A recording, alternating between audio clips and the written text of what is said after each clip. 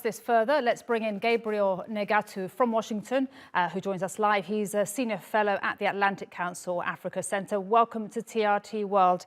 The three-day truce called by the UN and the US and others has failed, as we've been hearing. Fighting continues. We've just heard the humanitarian situation is very bad. Which external mediators can actually stop this fighting after a week? Thank you. Thank you for having me on.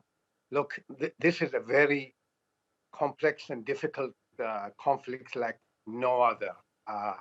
And external partners have very limited influence in what happens on the ground. I think both these men see an end game, and that's to destroy one another. And until such time the other is completely and fully destroyed, they may give lip service to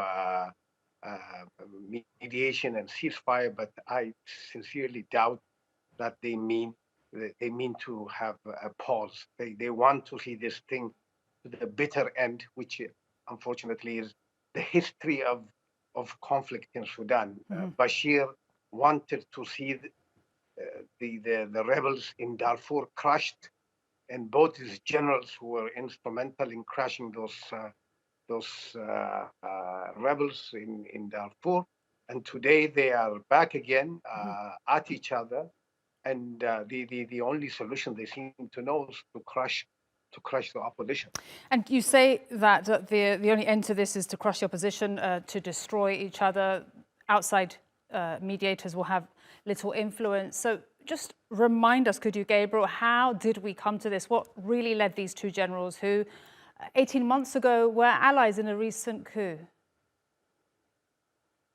No, we can actually go back a bit farther than 18 months ago. These two generals were, if you will, partners in crime, because they were the two generals who were used by Bashir to subdue the movement, the resistance in Darfur, and then they re-emerged in 2019, as you said, as allies again to depose Bashir. And the West embraced them, unfortunately.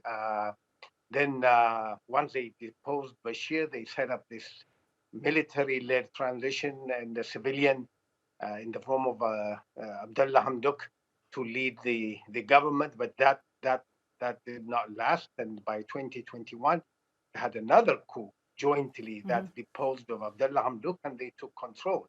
Now, the fighting or their mistrust, if you will, has come to a head because these two men mistrust each other, and they are buying for time to see who can outmaneuver the other. And clearly, this is where we're going now, and that's why they are not open to any mediation, but a final and total solution. So they're not open to any external mediation, but tell us what role Western countries or other countries are playing in Sudan right now, because there are reports that the Russian mercenary group Wagner has been supplying Sudan's rapid support forces with missiles.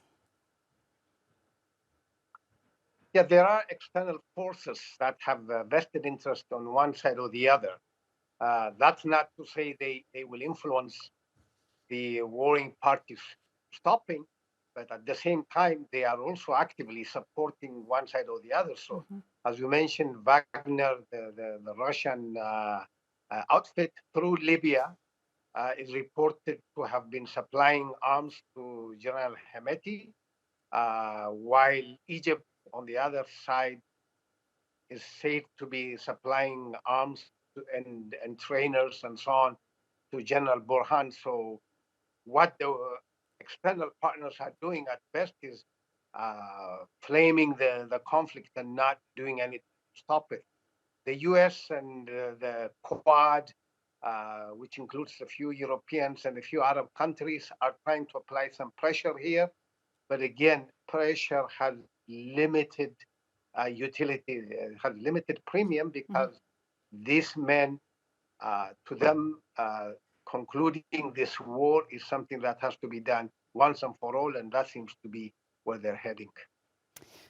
Gabriel Negatu, thank you so much. Speaking to us there from Washington, Senior Fellow at the Atlantic Council Africa Center. Really appreciate your time and analysis.